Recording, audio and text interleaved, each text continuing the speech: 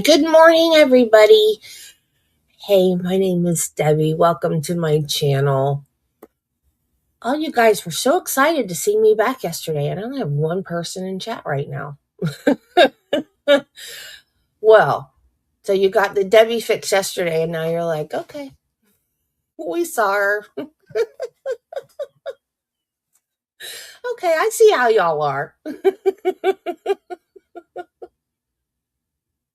Hey, Judy.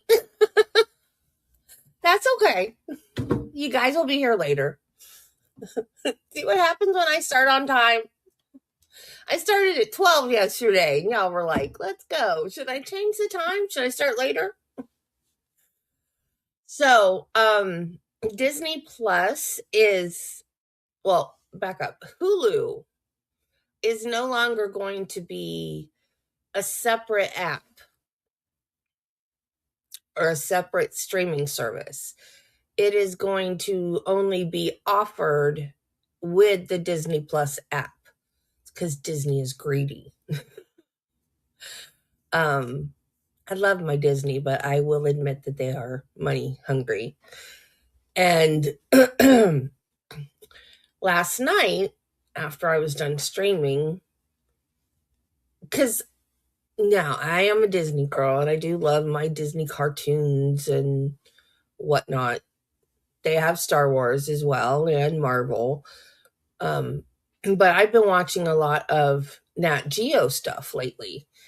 So I opened up Disney Plus last night. And the first thing I saw, because it filled the whole screen, when you open up a streaming app, they have, the new stuff they've added or the things they're featuring. Hey, Wiggles. They have that front and center when you open up the streaming app so that you can see, the new stuff that they're offering. And the very first thing that popped up was the Black Dahlia and its connection to the Zodiac. You guys remember I've not done an episode on either of these crimes. I was going to. Y'all, I like making videos, but since I've switched to streaming trials, I haven't done any because I sit here all day long and stream trials, and then I don't want to sit here anymore to work on an episode. But I might start doing, I don't know, once a month maybe, because I just miss doing it. Anyway, it's Nightline is what it is, but it's a different Nightline, and I forgot what it said, what the name of this Nightline series is, but it's on Hulu. So if you don't have Disney Plus, you can find it on Hulu. And I don't know when Hulu itself is going away, but supposedly hey Nancy, they have found a connection between the Black Dahlia murder and the Zodiac killer. And they think they have figured out who the Zodiac killer was. Of course, he's dead now. But the same guy that has decided he's figured it out also figured out that it was somebody else a few years ago. So it's not necessarily true. But there is a painting that I don't remember the guy's name that they think did it. But the guy, there's the Zodiac killer did ciphers, did like coded messages that he sent to the police. And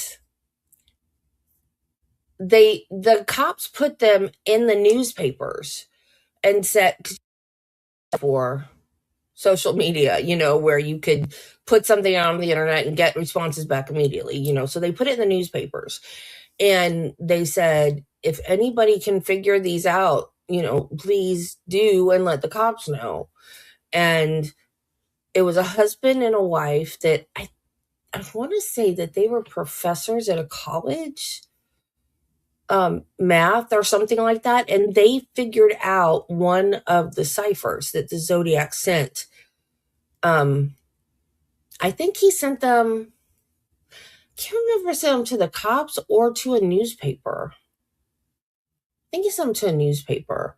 And then the newspaper got with the cops, and the cops said, I don't remember. Anyway, so this married couple cracked one of the ciphers.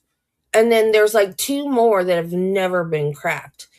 One was just cracked recently because they were able to use like AI and stuff like that we have now. And so this is what the guy is saying helped him crack this, because one of the ciphers actually say, my name is. She got left over. Okay, put it in the microwave. I'll give it to her later. So one of the ciphers actually says, my name is, and then the name they weren't able to decipher. But now they put it in like this AI computer program, and they think they know the guy's name, which I can't remember right now. So the guy that cracked it talked to this man's son, and he did a painting, and the painting looks like Elizabeth Short. That was the Black Dahlia. And in the painting, they put it under some type of X-ray or something, so you can see through the layers of paint. And down in the corner, there's letters in the layers of paint. And they say it says Zodiac. To me, it doesn't look like Zodiac. The first letter does look like a Z, but it doesn't look like Zodiac. But they are saying that it says Zodiac, and that's the connection between the two. But the guy did actually date Elizabeth Short at one point in his life. So to me, there were some LA cops. One was retired. One was still working. But they were like, one was 100% sure that was the Zodiac, and the other one was 99.9% sure. But I don't know. And there was also a hotel that back then was called the Zodiac Hotel. But there was another suspect at the time, and he had a watch, and the brand of the watch was Zodiac, and they thought he was a Zodiac killer. So, anyways, the documentary was really good. I mean, it's Nightline. It's only an hour long. Well, less than that, because they're, well, my Disney Plus, I don't have commercials, so. But I watched several of them. There was that one. There was one about Slender Man with the two girls from Waukesha, Wisconsin. There was one about Holly Bobo. She was kidnapped from her house and taken out into the woods and raped and murdered. And they think that they arrested 4 guys for that. And they're not sure they got the right guys, but they're sitting in prison. I'm trying to think. There was a Charles Manson one that I didn't get around to watching. The Murdaugh, Alec Murdaugh. Of course, Wisconsin. Alec Murdaugh. There's a very, very good one on Alec Murdaugh. Let's see, what else was there? Anyway, if you guys have Disney Plus, and I'm assuming they're on Hulu because it says Hulu down in the corner. They're really, really good, and they're really short, but they cover all the important parts. Because, like you guys know, I know the Slenderman case in and out, so I watched that one, and they cover for such a short amount of time. They cover all the high points, And in the Slender Man one, they covered the good stuff from the interviews with the girls, and they talked to the detectives from the case, and they're very, very good. So that's what I did with my evening last night, and I highly recommend them. So I might try to watch the ones I didn't get to tonight because they're really, really good. I know there was another one I wanted to watch besides Manson because I didn't get to the Manson one. I just can't think of it now. Oh, there's one on the Menendez brothers too. Um, I tend not to watch things about the Menendez brothers because, and I know some people disagree with me, but I think they should be let out now. But most of the world, I guess, sees them as cold-blooded killers. I I I think they've. Well, I just forgot words. I think they have been punished for what they did. I think I don't think they're gonna. I don't think they're a danger to society. I'll put it that way. So, okay, Judy trivia.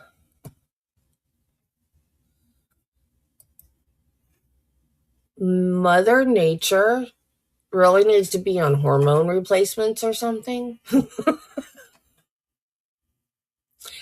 Sunday, it was in the 80s. This morning, it's 28 degrees. Yesterday morning, I was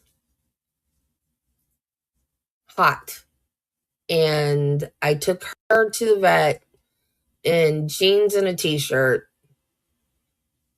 walking around, no big deal, perfectly comfortable.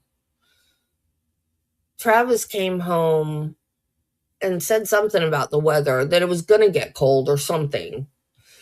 And he came home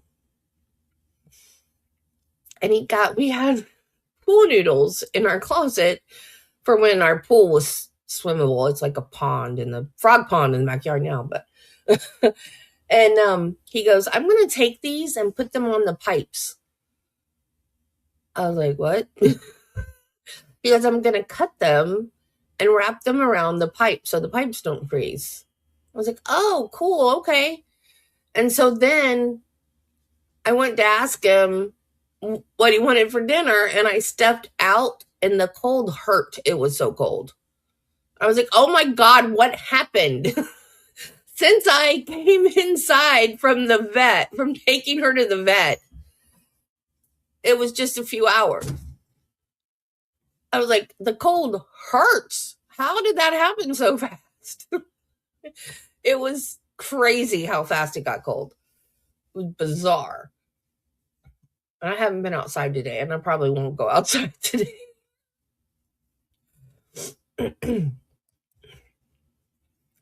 Kyle's mother and two sisters struggled financially due to difficulty in getting jobs because what? His sister Faith started a crowdfunding campaign. Why would that keep them from getting jobs? She stated on the page, with my brother's unwillingness to provide support or contribute to our family, we've been left to navigate the journey on our own. The campaign is now closed.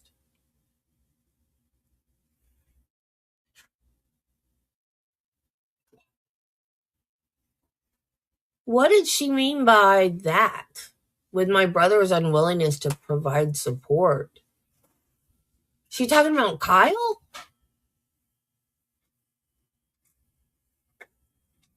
The little snothead.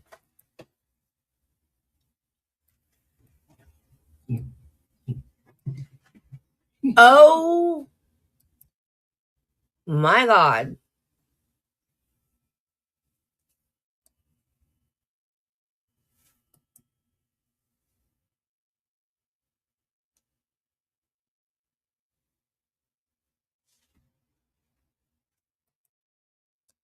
Hey, Teresia.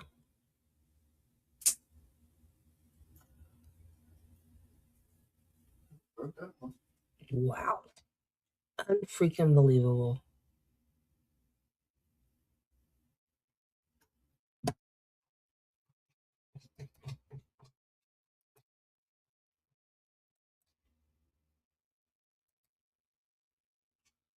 Okay, we are on day 7, part 2, and it overlapped, remember? Because I was like, what just happened? No other ways to physically defend yourself, correct? I had an AR-15, yes. Other than that, you had no other weapons or devices that you could use to defend yourself that night, correct? Yes. There's an interview in which you say you're not carrying. Okay, I kind of get why someone wouldn't hire him, but why wouldn't they hire his mom and his sisters? That's stupid. What, did they think they were going to take a gun to whatever job they got and shoot up the place just because he did? Well, I mean, you know what I mean. That's stupid.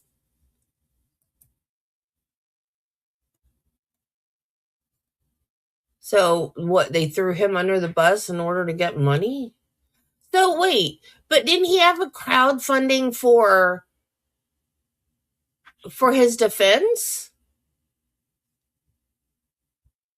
So, was this a separate crowdfunding for them to for expenses and stuff?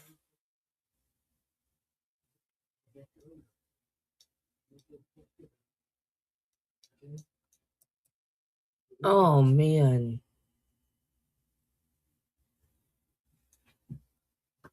I didn't realize all that. Wow. That's crazy. That's one little mistake. I mean, well, shouldn't say little, big mistake. Guys, just think before you do stuff. Anything non-lethal. Do you recall that? I do. You indicated in response to one of your attorney's questions that there was no friction with the protesters that night. Did I understand you correctly? By friction, you mean? Well, I'm using your words, sir. I heard you say in response to your attorney's question that there was no friction with the protesters that night. Did I hear you correctly? Yes.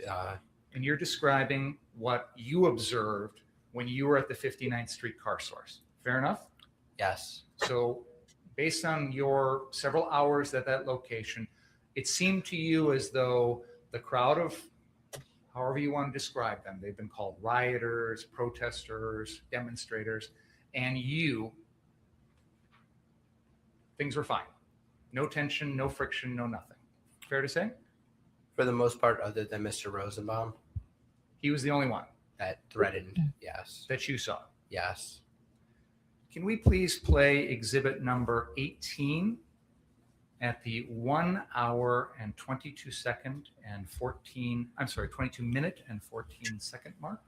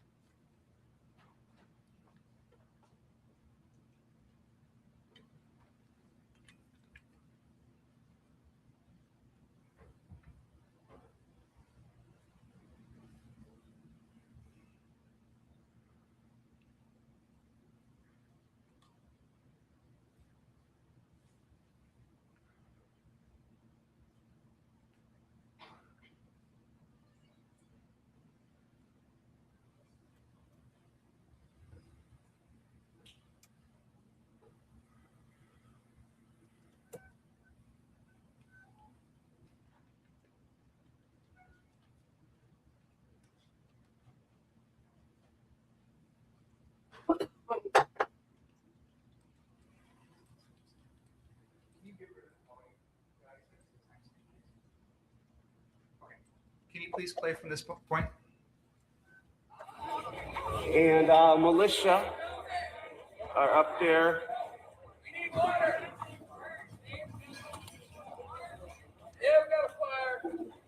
Where? Oh, dumpster fire. Yeah, just a dumpster fire. Hey, it's just like the year, man. Yeah, right.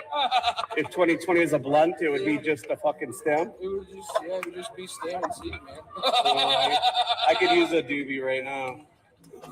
All right, let's.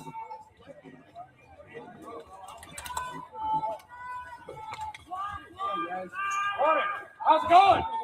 You guys want to fuck around and find out? Hey. You want Reel in. That's what's up. Reel in. Don't cause problems when there's none here. Yeah, that's true. Just stay on your property. Otherwise you're caught. There's way too many of them.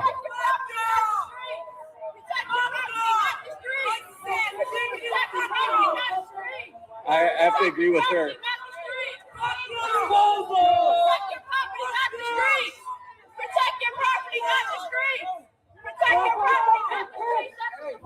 I have to agree with her that they shouldn't be on the street. They're just protecting their property. One of the guys is an asshole. I know. I thought they were yelling at them. I was like, why? Well, we did because they lit it on One fire. of the guys losing his patience. He should go inside. Yeah, that's what we're about to send him. Yeah, if you guys could switch him out. Just that somebody's loose cannon. He's got a lot of rage. He says the wrong thing. This whole crowd burns you guys alive. Protect your property. They're respecting that. Just keep it there.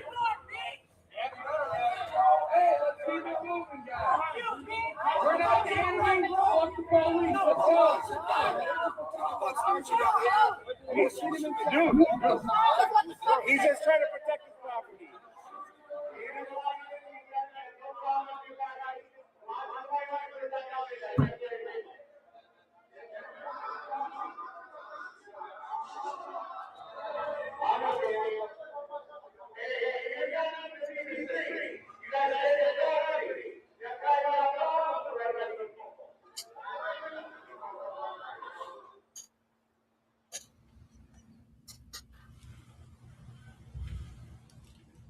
Do you think that looks like friction? A little bit. And you witnessed that, didn't you?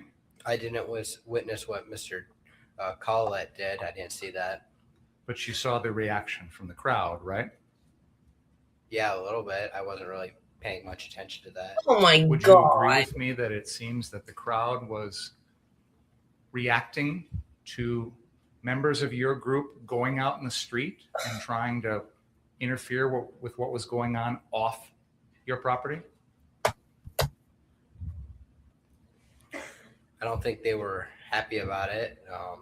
And in fact, Kriston Harris, who made this video, specifically told you to stay on your property and not go out on the street and try and put out fires or interfere with any of that stuff. Just protect your property. Isn't that what he told you? I believe so. I was just going to grab the garbage can, the dumpster that belonged to the car source that was on the car source property. This is before you headed south towards the 63rd Street car source, right?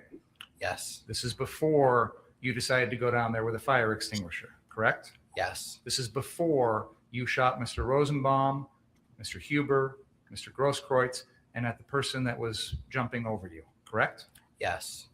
So you knew that this was a crowd that would not react very favorably to you going out there and trying to put out fires or interfere with any of that stuff. You knew that, didn't you?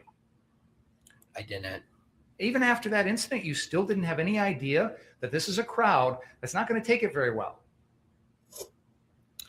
It seems like they were more mad at the part of him screaming what he screamed after, not putting out the fire. That's what it seemed like to me. And he screams to them, fuck around and find out, right? That's what he screamed to them. After they had just tried to light a dumpster on fire, right? Yes. So what did you interpret that to mean? I don't know. I didn't witness in the time. I just grabbed the dumpster a minute after and tried to pull it onto the property. Because it seems to me he's saying, you light stuff on fire and I'm going to use my gun. Your Honor, that's a total I'll withdraw the question. No matter what the chief do, Your Honor, I guess he not ask the questions and then withdraw. Yeah, it doesn't matter what it seems to you. You can ask your questions. That's fine. Go ahead.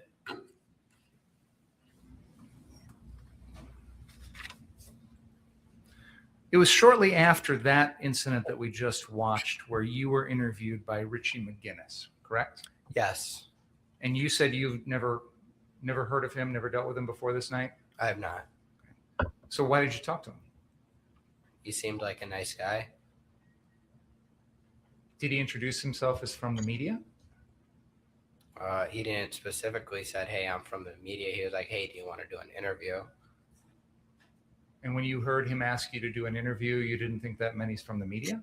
No, it's not what I said. I said he didn't specifically say he was from the media. Okay, but you assumed when he says, I'm going to interview you, that he's from the media, right? Yes, And did he tell you he's from the Daily Caller? he did not. So you didn't know what media company he worked for, Correct.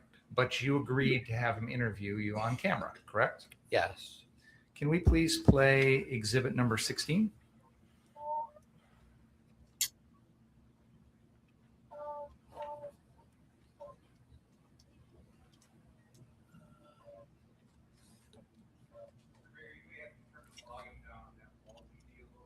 That one up there?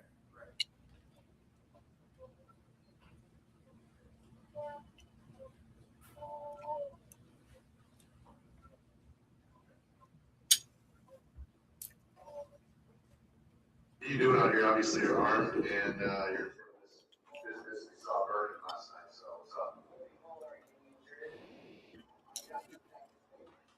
My job is there's somewhere I'm running around.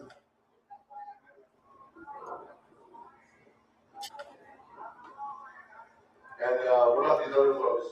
I see there's some other people who are armed as well. Gotcha. And then what about these guys up on the roof? Gotcha.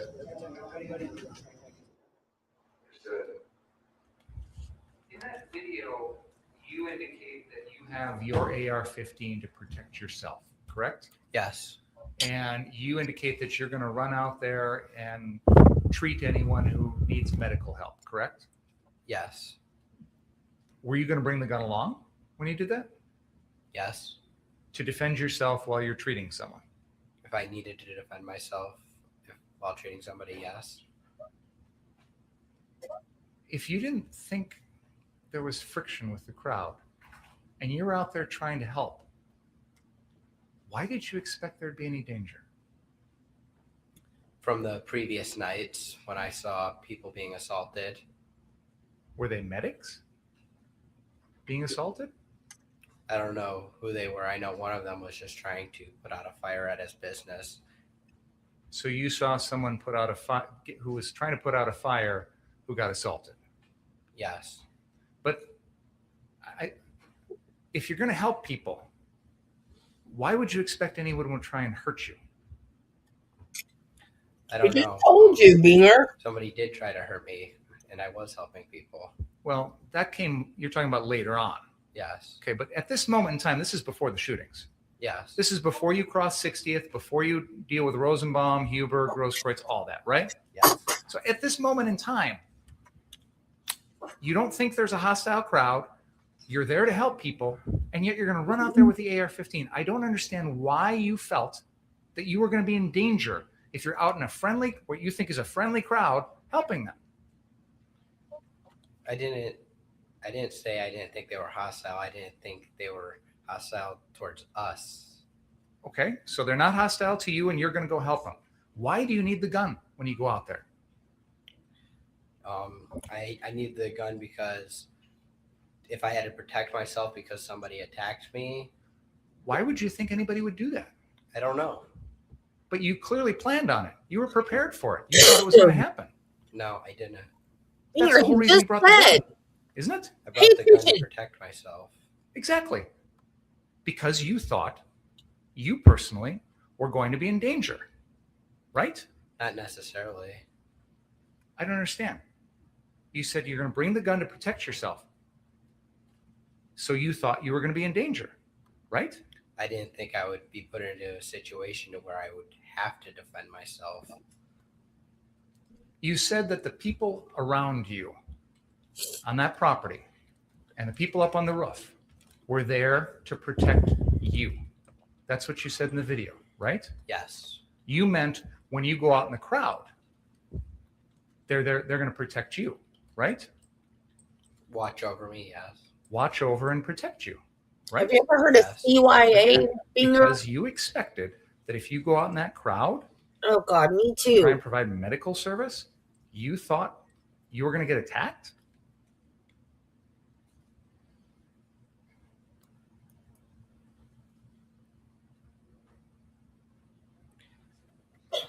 They were to watch me. They were on the roof to watch me, and if somebody was to attack me in their view, they could say, "Hey, Kyle, watch out." They've got AR-15s. Yes. We talked earlier about the fact that the AR-15, you can't use deadly force to protect the building, right? Correct. The AR-15 was to protect you, right? That's what you just said. Not the AR-15. I said they could shout down to me and be like, "Hey, Kyle, watch out." So they're just carrying around the AR-15s for no reason? I don't know why they're carrying around the AR-15s.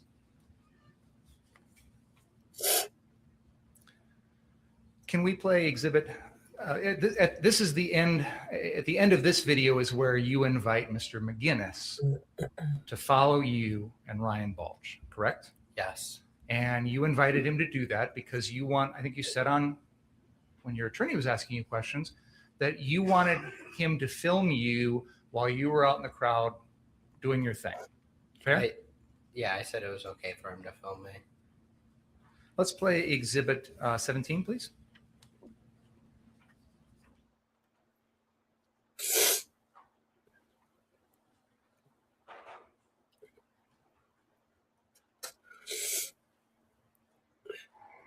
You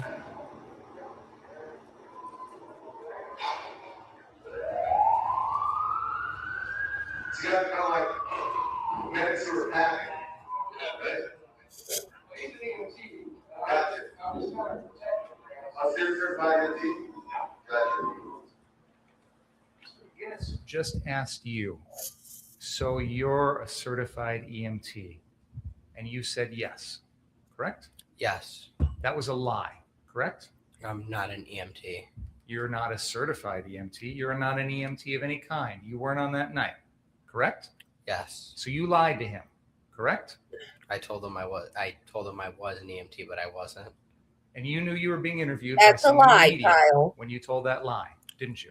Yes. Please continue. And you work as an EMT normally?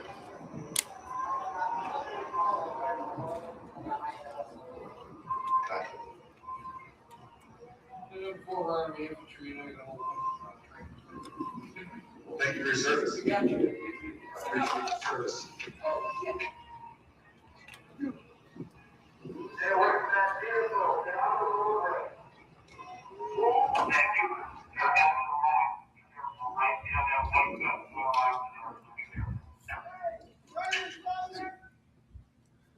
Can we back up 10 seconds, please? And then just pause right there. We just heard a voice say something to you, Mr. Balch, about people throwing rocks or something along those lines. I don't really need to know exactly what they said, but did you hear that voice? The police officer from the Bearcat, yes. That's what I was going to ask. That's one of the law enforcement officers in that armored vehicle that you're walking past, correct? Yes. And this, what we're watching in this video happens a few minutes after those same Bearcats had come to the 59th Street property and handed you some bottles of water, correct? Yes. And they say to you something to the effect of, "We appreciate you guys." Do you remember that? I do. That's when you were on the 59th Street property and you were acting like you were guarding that property, correct? Yes. So how did it make you feel when the police are letting you pass the lines, they're warning you about people throwing rocks, they're handing out bottles of water, they're telling you that they appreciate you? How'd that make you feel? I didn't really care. I was thankful for the water because I had OC stuff, gas in my eyes, but I didn't really notice or care. It didn't make you feel like they approved of what you were doing?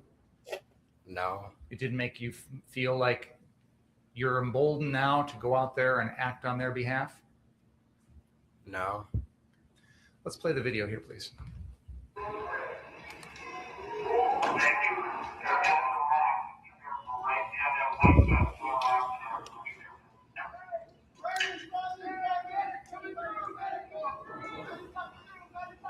Still can't get over what the heck was You he yelled doing out something there? friendly. I'm not sure how many times, but you yelled friendly out. Yes. This is, if I can use the pointer, you are crossing on the west side of Sheridan Road. You are crossing south across 60th Street here, heading across the police line, which had barricaded across 60th and Sheridan. Fair? Yes. You understood at this moment that you are now entering a crowd of whatever you want to call them, protesters, demonstrators. Your attorneys called them rioters or looters or whatever. That's who you're going to now be part of. You're going to be in that crowd, right? I was walking through. I announced myself as friendly and that I was there to help them. Because you had to do that to warn these people that, hey, I'm on your side, right? I told them that I was friendly. Because if you didn't say that, you were worried they would see you as hostile, correct? Can you re-ask your question? Sure. I'm trying to Absolutely. understand. If you're going to go up to Dominic Black or Ryan Balch, you don't need to tell them you're friendly because they know that you're friends, right? We don't tell this to our friends. Yeah. We say friendly to people that aren't our friends, people that might be hostile to us, right? Yeah, I said it to them because they were throwing rocks at me, and when I told them I was friendly, they stopped throwing rocks at us. And to be accurate, they were The throwing at the police. Bearcats, not at you. Yeah. One of them hit one of the armored vehicles and bounced off towards you and Mr. Balch, right? Yeah. It didn't do any damage to that armored vehicle, did it? Not that I'm aware of. I mean, can you imagine trying to harm an armored vehicle with a rock? That's pretty hard to do, right? Yeah. But no one was throwing rocks at you, but you were kind of in the ricochet line of fire. It's fair to say? Yeah. So you wanted to let these people know that, hey, I might look like I'm on the other side, but I'm really friendly. Fair? I wasn't on any side, but I didn't say that. I said that you might appear to them. I mean, that was what you were worried about, right? When you said friendly. And I notice you looking over at your attorney a lot. Can you, I'm trying to ask you, when you are, He's looking directly at Mr. Binger, and I'm behind him. He accused Mr. Rittenhouse of looking at his attorney. Does he want him to look at the ceiling? I'll continue, Your Honor. You, at this very moment, announced yourself as friendly because you were worried that the people on the other side of that street would see you as hostile. Fair? I can't tell you how I think they would see me, but I just told them I was friendly. And I want to make sure you understand my question because I was asking you what you thought when you said this. You said you announced yourself as friendly because you thought Binger, he's a stupid kid that was probably mimicking the other people that were doing the same thing. God, you're such a jerk. to yourself at that very moment, I'm walking into a group that is hostile to me. Isn't that true? It looked hostile. They were throwing rocks at the squad car, not the squad cars, the armored police cars. And you felt it was necessary to tell them friendly, friendly, friendly, so that they wouldn't do anything to you. Fair?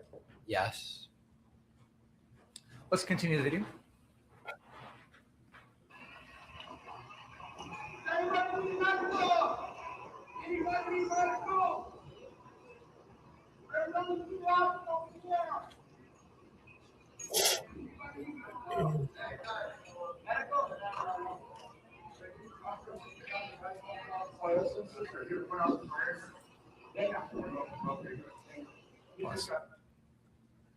There's a person that comes up to you carrying a skateboard. Do you see that? I do. And he's got some fire extinguishers slung over his shoulder. Yes. And he says something to you about something putting out fires. And you respond, they know. Did I understand what you said correctly there? They know? That's what I just heard, but I don't remember that interaction very well, other than helping the guy after with the shoulder. And that's going to come up in a second here. But when you're talking to this individual about the fire extinguishers, do you remember anything about that conversation? It's hard to recall, but I think it was about fires, that they were putting out fires. Okay. And when you said they know, who's they? I don't recall. Do you have any idea what you were talking about? I don't. It seems to me, Mr. Rittenhouse, that this person is suggesting he's going to go put out some fires, and you're sort of assuring him that you don't need to. It's okay. Would that be a fair interpretation or no? No. Okay. But you don't remember what was going on. I don't remember the conversation, what was it about, other than fires, and I don't recall it. This is one of the guys in the group that you later got your fire extinguisher from, right? No. Okay. We'll get to that in a second. Let's continue.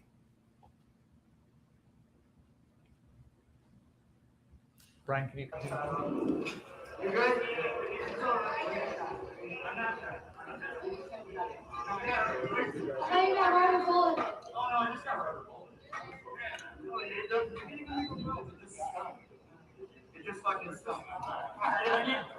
Little pepper boy never hurt nobody. It's a little spicy, that's all. Yeah, that's awesome.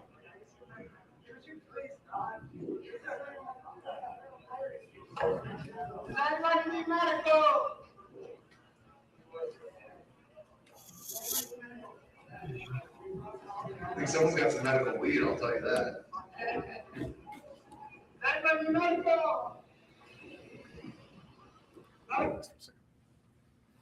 You're walking around asking people in this crowd if they need medical.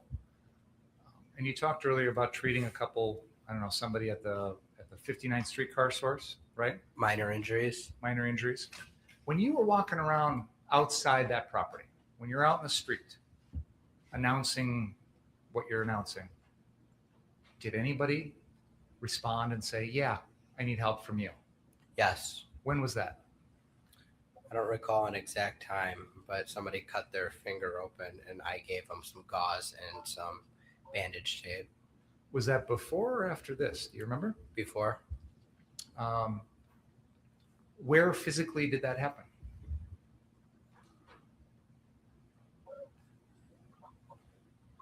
I don't recall. And was this a situation where you announced or yelled out that you could help, and then somebody said, yeah, I need some help? Was that what went on in that situation? Yes. As you're walking along here, from this point until the end, until you shoot Rosenbaum and Huber and Grosskreutz, no one in this crowd ever says to you, yeah, I do need medical. Come over and help me. Correct? Yes. That's correct? Yes. Okay. Let's continue.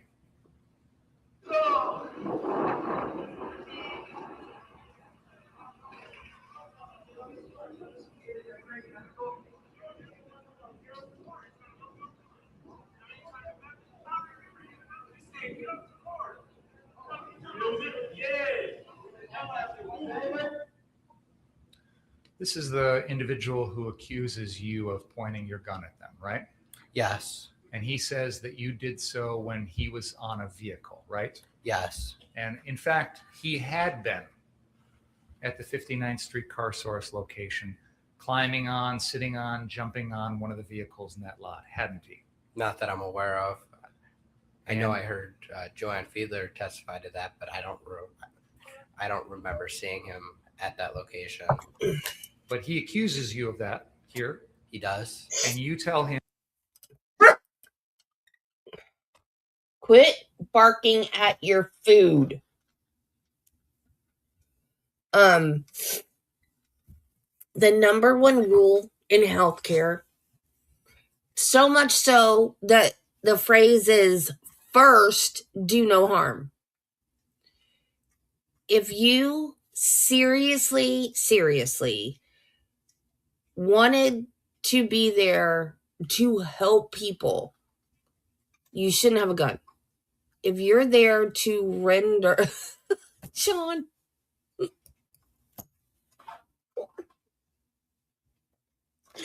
I love you so much.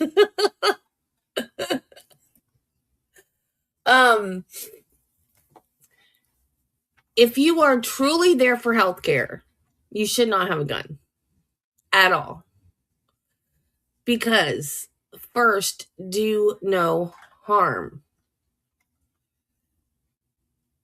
I get that he thought he might have to defend himself. But if you're truly neutral and you're there to help, you're going to be helping protesters and the other people that are protecting their property. You're neutral. Why would you need a gun? He just wanted to play grown up. I do think that he defended himself and that he shouldn't. It was not first degree premeditated murder, and he was defending himself, but he shouldn't have had the gun. But like Peter Tragos and his dad said, there's no shoulda, woulda, coulda. It's just, it is what it is. You can't take that into account. But like I said, first, do no harm. And shooting somebody is harm. He killed 2 people. Basically, yeah, I did point the gun at you, right? I shrugged it off and said, yeah, I did, sarcastically, meaning I didn't, but I just didn't want a confrontation. So I was like, I did, and walked away. Why did you lie to him? I didn't lie to him. I was using sarcasm. The words you said, yeah, I did. Those The weren't true. poor woman. We're now fighting over sarcasm. This is a murder trial. He says sarcasm, he says it's a lie. It's hard to examine on it. Go ahead. When you told that individual, yeah, I did point a gun at you, that wasn't true, was it? I didn't point a gun at him.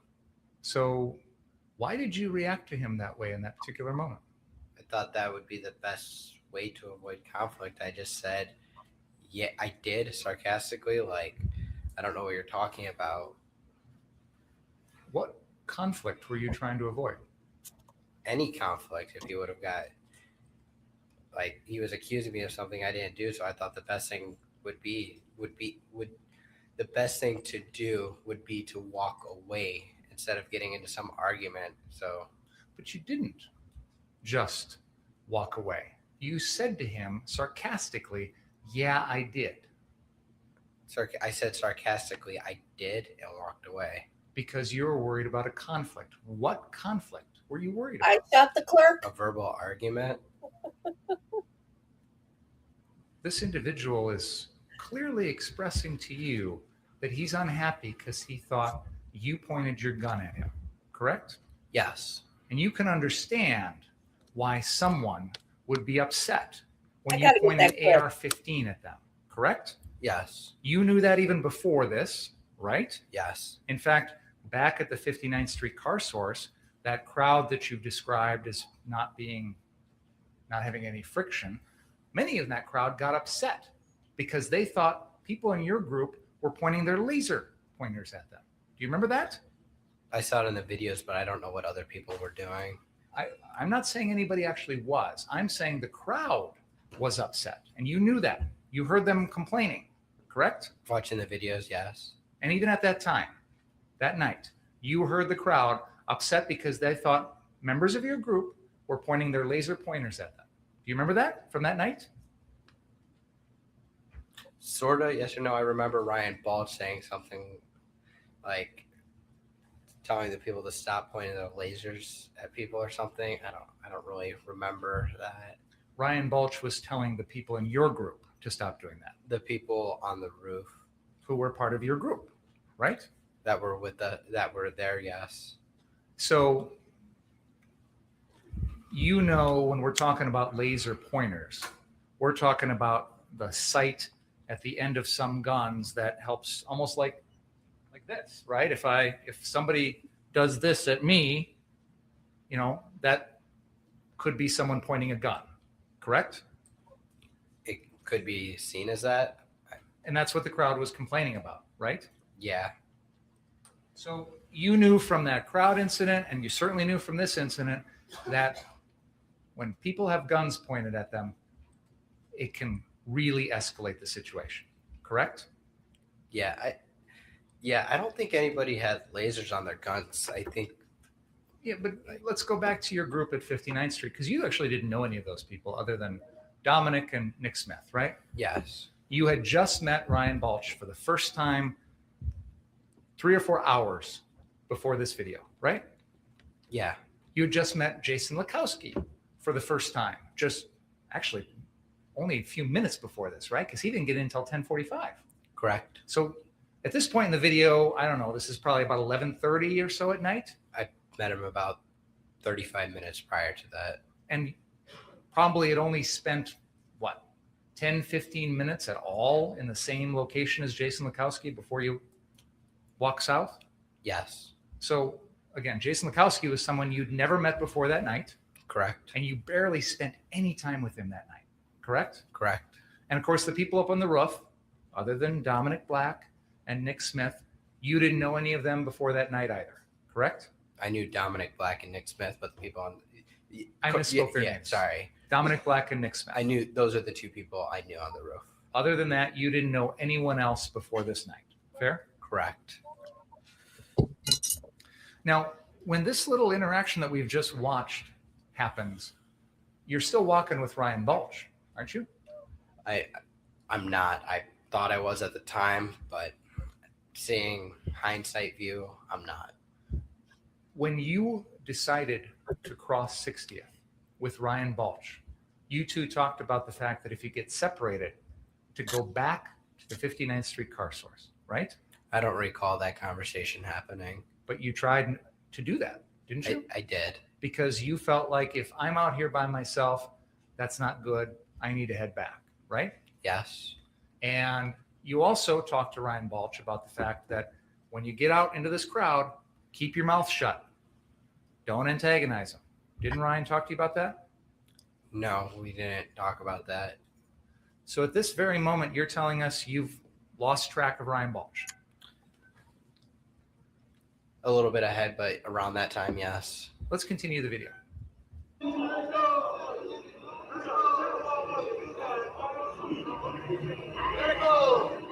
Well, yesterday and today. Pause. You have just walked off the screen, heading east across Sheridan Road to the Ultimate gas station, correct? Yes. And at that point in time, you don't know where Ryan Balch is, correct? When I stop and look around, yes. And instead of deciding to head back at this point, you go over to Ultimate Gas and you talk to some folks over there. Fair? I walk over to the Ultimate gas station. I walk around and I try to see if I can find Mr. Balch. And you couldn't do that. No. So then you decided to approach the police line and cross back, correct? Yes. Because you decided your best course of action at that point would be to return to the same group that you'd been with, correct? Yes.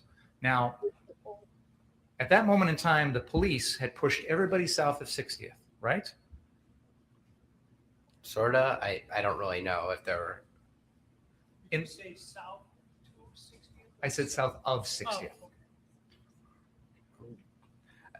Let's go back a little bit. We watched that interview with Richie McGinnis where he first comes up to you and talks to you, right? Mm-hmm. Do you remember that? Yes, And you're standing there at the 59th Street property, aren't you? I am. And he talks to you about what you're going to do, and you're going to run out and help people, things like that, right? Yes.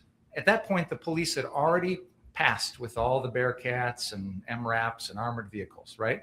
It's what it looks like. Yes. And they had established a line on 60th and Sheridan, correct? Yes. And they pushed all of the protesters, demonstrators, rioters, whatever you want to call them, all of them south of 60th, correct? I don't know if I can honestly answer all of them. I don't know. I believe there are some people still north down Sheridan and in the put across the street. So were there, I mean, we saw a crowd earlier of lots of protesters out in the street. That group force had dwindled quite a bit. Yes. So after the police move everybody south of 60th, there's no more actual threat to the 59th Street car source, is there?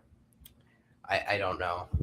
Well, at that moment in time, what imminent threats did you see to the 59th Street car source property? I don't know. Do you remember seeing any protesters out in the street in front of the 59th Street car source after the police pushed everybody south of 60th?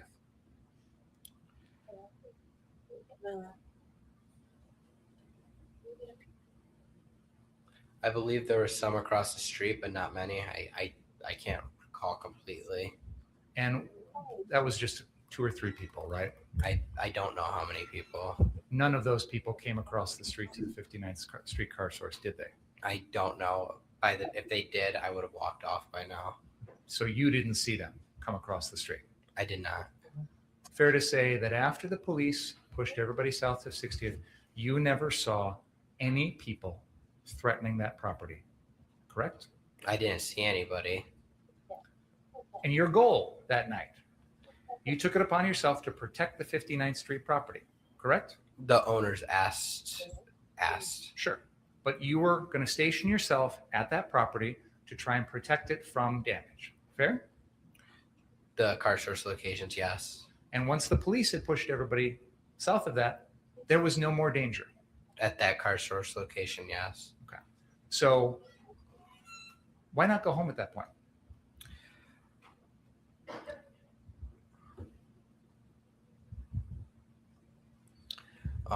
Because the police were still pushing people back, and then they were backing up, and I was still helping people provide medical first aid. Okay, so the police had established the line at 60th with their Bearcats at that point, right? Yes. And there was no indication that they were going to reverse and back up and move back Hey, Marty. that you saw, correct? No, they did it earlier in the night where they did the same thing. Right. But this is at 11:30, 11:40 at night, and they've established that, the police have established that line. And as far as you can tell, it's going to stay there, right? I don't know. And you talked about trying to provide medical help, but there's no one around that needs medical help at the 59th Street car source at that point, is there? Not that I noticed. So you don't have any purpose there anymore, do you? Other than So why not go home? because I was going to help people provide first aid and medical assistance. But that wasn't the reason you were there that night. You were there that night to protect the 59th Street car source. It was one of the reasons I was there. Part of my reasons of being there was to protect the car source properties and provide first aid and medical assistance. So you went out in the crowd, like we see in this video, looking for anyone who needed your help. If somebody asked if somebody said they need help, I would have helped them. So why go with Ryan Balch? Because you're safer and better in pairs when there's somebody else that's also with you. So when you crossed 60th, you were worried about your safety, A little bit. even though you think this is not a hostile crowd and you're there to help them. You were still worried about your safety. That's why you needed Balch to back you up, right? I said I didn't think they were hostile towards me. I didn't say that they weren't a hostile crowd. So let me rephrase my question. That's to take that into account. You didn't think this was a crowd that was hostile to you personally, and you thought you were going to help them, but yet you also felt you needed a backup, an armed former Army infantryman to protect you. Fair? Yes. And yet when he's gone and you can't find him, you don't immediately go back, right?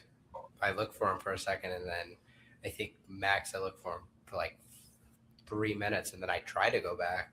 And when you couldn't get back straight across the police lines, did you decide to try and go around the police lines? For example, the Ultimate gas station is here at 60th and Sheridan. Why didn't you walk down the street here and go over this way and around? I don't know. Why didn't you go west over this way and go around? I don't know. I guess it was very close in time that I was heading back. That I was turned down by the police before I got the phone call from Dominic Black. So I guess I didn't have time to really think like which ways I can go around. You knew the layout of downtown Kenosha, right? Because you said you drove that area the whole time, right? A little bit. So you go over to the Ultimate Gas Station and you spend some time talking with folks that are there who are similarly dressed as you. They've got similar clothing, similar weapon, things like that, right? Similar weapons. I wouldn't say similarly dressed. But you went over there because you felt that those were people doing something similar to what you were doing that night. Fair? I thought that would be the safest spot for me to go. Why did you think you'd be safe with those people? Because I was alone and they were, like I said, you're better in pairs. And I didn't want to be alone in that situation. You didn't want to be alone out here with this crowd that we see on the screen right now. I Right? did not want to be alone with them. You wanted to be with the group at Ultimate Gas that had AR-15s like you, right? I wanted to be back at the car source where there weren't people around. Right, and we've talked about that, but initially you go to Ultimate Gas To and- look for Ryan, yes. but you also talk to people who have AR-15s just like you, right? I wouldn't say I talked to them. I asked after the phone call, I asked a guy for a fire extinguisher to come with me.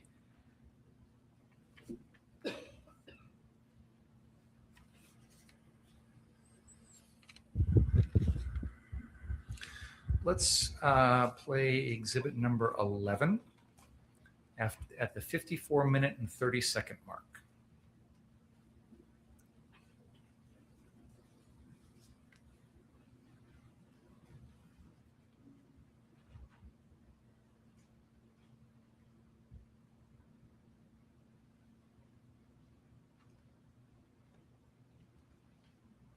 This is the Corey Elijah live stream when he's in the Ultimate Gas lot.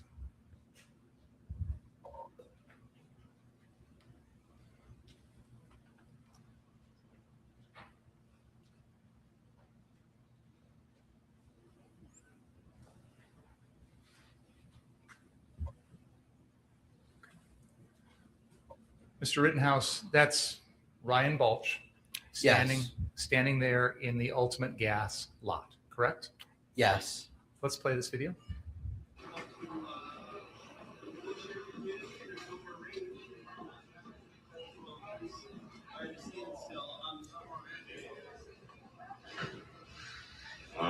Fireworks and down there.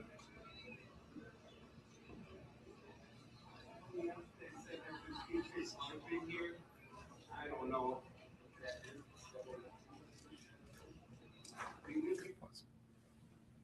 We just saw you run through this video, correct? Yes.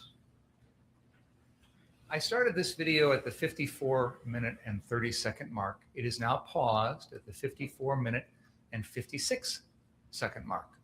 So for 26 seconds, Corey Elijah has Ryan Balch on screen, center of this video during that entire time, right?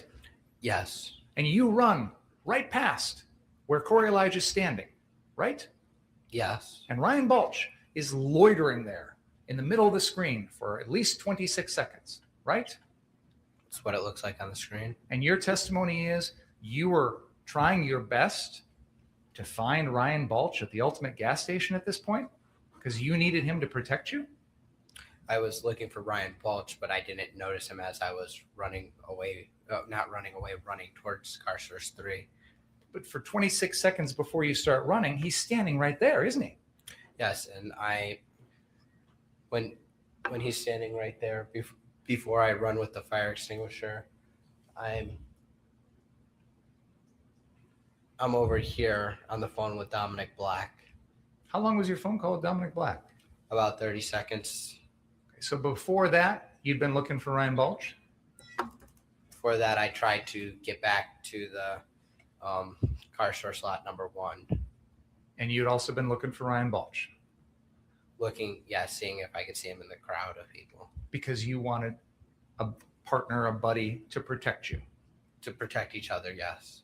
And in fact, when you borrowed that fire extinguisher, you asked someone in that group to come along with you, right? Yes. Because you wanted someone there to protect you when you go down and put out what you think are some fires, right? Yes. Because you know that you're running into a crowd that is not friendly to you, right? No. That's why you had to say the word friendly, friendly, friendly, because you knew this was a crowd that would not see you as friendly, correct? I screamed friendly, friendly, friendly because somebody screamed burn inside. I'm talking about when you crossed 60th. You yelled at them. At that time, yes, but And no one in the crowd is yelling burn inside or anything along those lines, are they? not at that time. And you also wanted someone from that group to come along with you when you're going to go down and put out a fire, because you knew full well that anyone running around like you putting fires out is going to cause a reaction in the crowd, a hostile reaction, correct? I didn't think it would cause a negative reaction. I wanted somebody to come with me because you're better in pairs, and I thought there were other people at that car source before I got there. Well, Dominic, if you're telling us that Dominic Black called you to run 3 blocks down the road to put out a fire at the 63rd Street car source, then you must have known at that moment that there wasn't anyone else down there, right? Why would you need to go if somebody's already down there? Mr. Black said to me on the phone, hey, they're setting fires at the other car source. I need you to get down there and put out the fires. It must not have, I took it as there's not other people down there. Why would you need to go 3 blocks down if there were already people there? He's asking a question. This witness doesn't know the answer, whether there are people there or not. He's told us he thought there were. So I'm probing the basis of that and his understanding at the time. Understand the question. I'll repeat the question. Why would you need to run 3 blocks down to the 63rd car source if you thought there were already people there? Dominic told him to. I thought there were people there, but Dominic asked me to go down there. I thought that was to help put out the fires that were down there. This video that we're watching is minutes after you've left the 59th Street car source, right? Yes. And when you leave the 59th Street car source, you're with Ryan Balch. Yes. And then this reporter, Richie McGinnis. Yes. And as far as you know, when you leave 59th Street car source, everybody in your group is still back there, right? At the car source. At 59th Street car Yes. source, everybody's still back there. Yes. Joanne Fiedler. Yes. Dustin Collette. Dominic Black. Nick Smith. Jason Lakowski. Anyone else. They're all still there, right? At that location, yes. So none of your group is already down at 63rd Street car source, right? The other group that showed up after we got done taking the pictures with I think I said 2 or 3 vans, I believe they were still down there. And that was 2 or 3 vans of people that came out with what have been described as melee weapons, right? Like bats and clubs and things like that.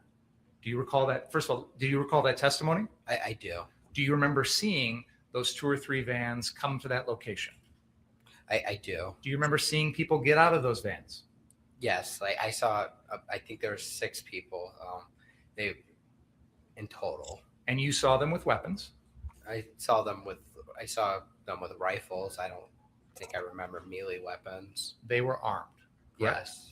And you believed that they were going to be the ones protecting the 63rd Street car source, correct? Yes. So at this point in time in the evening, had anybody told you that those folks had left the 63rd Street car source? No. So when you're running with this fire extinguisher, you think there's already a group that's designated to that Good spot Lord, that's man. still down there, right? Yes. So again, told him to go. why He went. do you feel that you needed to run 3 blocks down there with a fire extinguisher if you thought there were already people down there protecting that property? Because Dominic called me and asked me to go help put out the fires down there. And in that phone call, Dominic never told you that any of the members of the 59th Street group that you were part of, he never said any of them were down there at 63rd, right? Yes. And he never told you that the group that was supposed to be down there, he never told you anything about them, whether they were there or not there. He never mentioned that. Fair? It didn't come up. And you asked the people that you got the fire extinguisher from to come with you, right? Yes. You were looking for Ryan Balch for backup, right? I was looking around for him, yes. You had already tried to go back to the 59th Street location, right? Yes. And all of those failed. Yes. So then you decide to take it upon yourself to head down to 63rd Street to put out fires. Fair? I wouldn't say that. I would say I went to go put out the fires that I was there to do. When I say protect the property, I mean by like put out fires. So I went to go put out the fires. I just believed there were people there. And you brought your AR-15 along. Yes. Why? Because it was with me already. Yeah, but you'd taken it off earlier when you were treating someone. You gave it to Joanne Fiedler, right? Yes. So you know how to take it off, don't you? Yes. And you can make a choice on your own whether or not to go armed with it or whether to give it to the person who is the lawful owner of it on that date, Dominic Black. Correct? I didn't take my rifle off there because there was nobody I could hand it to. And when I took it off to hand it to Joanne Fiedler, I was in a safe spot in that corner of the building where there were people protecting me at that time right there. When I went to go to the car source number 3 to put out the fires, there was nobody I could hand my rifle to that could protect me while I'm providing first aid to somebody. But you still knew you had it.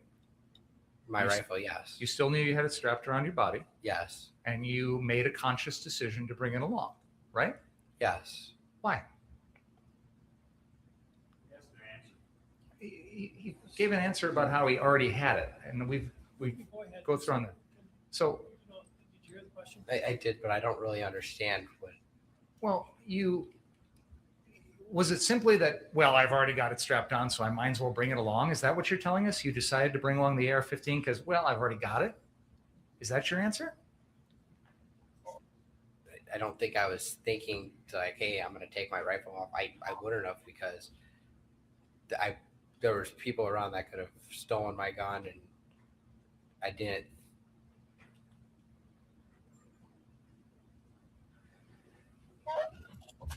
I didn't take my rifle off because I was going there alone. I was. Here, this is why Kyle can't answer the question. I live in rural Florida, okay?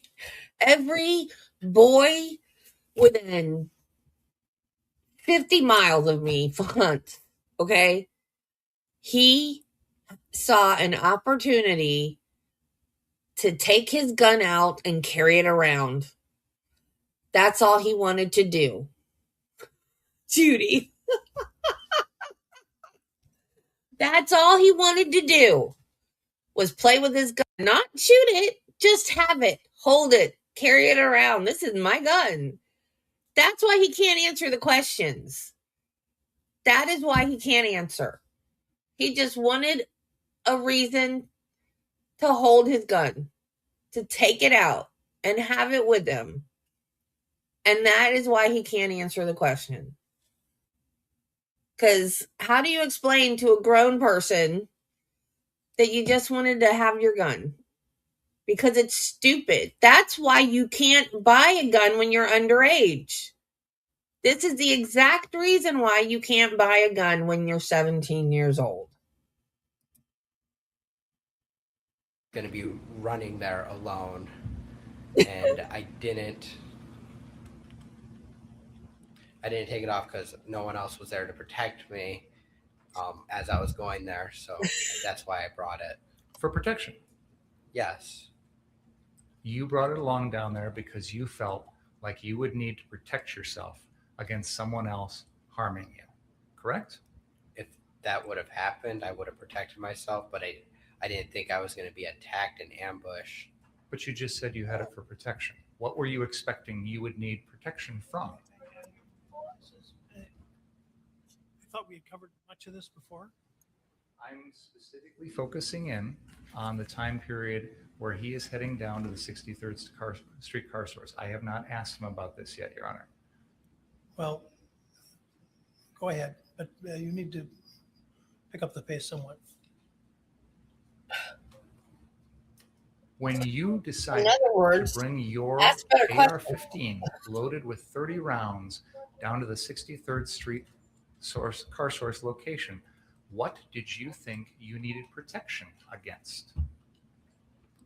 I didn't really think I was going to have to protect myself. You told us just now you brought it along for protection. I did, but I didn't think I was going to need to protect myself. You brought it along for protection, but you didn't think you needed protection?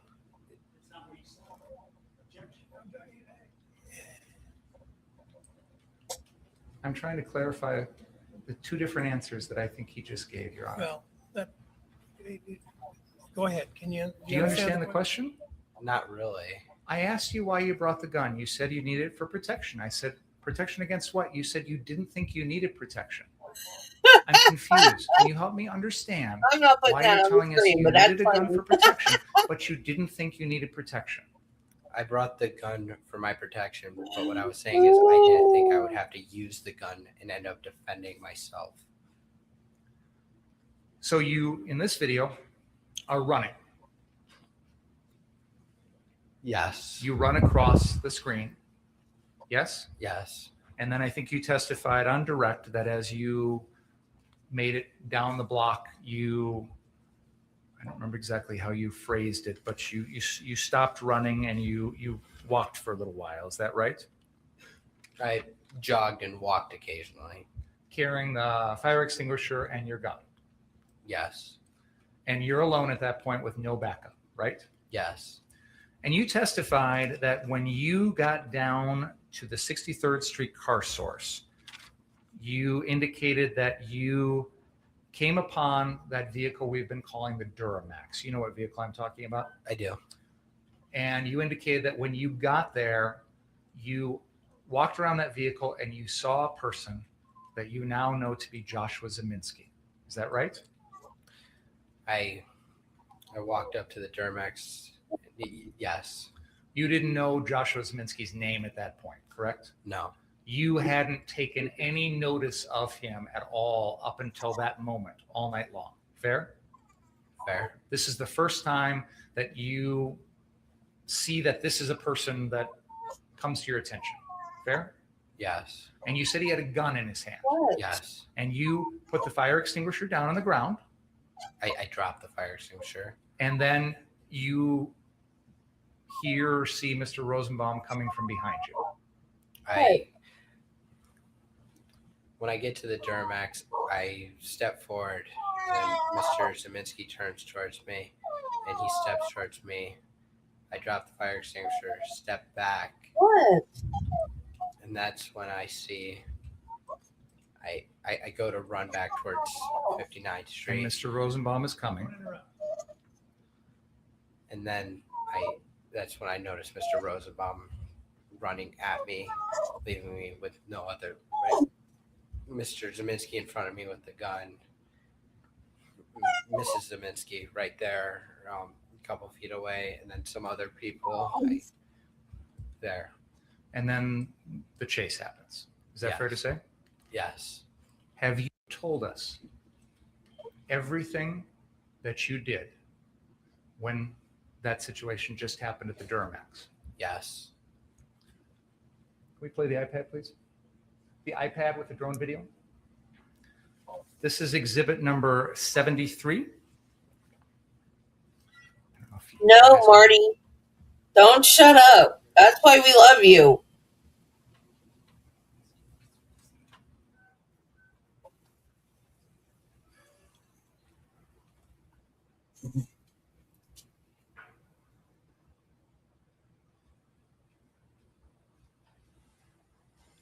That was hilarious. I'm going to tell Travis when he gets home.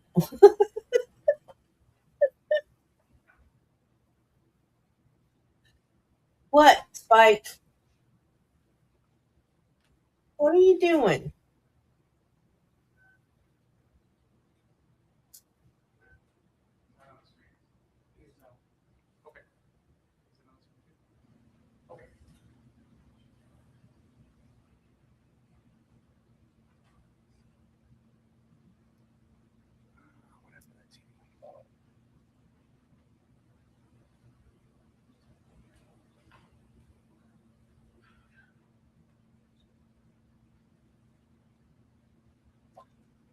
Mr. Rittenhouse, this is a video that has been admitted into evidence as exhibit number 73. This is a video taken by a drone that was hovering south of 63rd at the time that you shot Mr. Rosenbaum. We're going to play the beginning of this video on the iPad, and I'm going to have Detective Howard use the pinch and zoom feature on the iPad to zoom in on the area. Your Honor, I'm going to object to this, and I'd like to be heard outside the presence of the jury. What do you think? Perfect time for a break, don't you think? Let's take a break. Please don't talk about the case during the break. Read, watch, or listen to any account of the trial.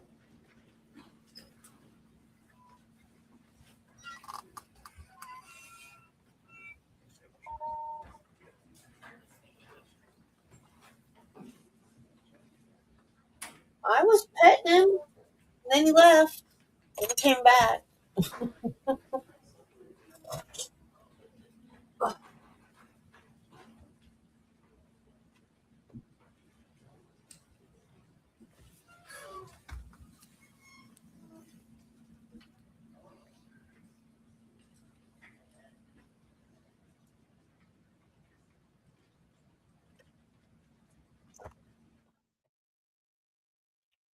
He's in his bed.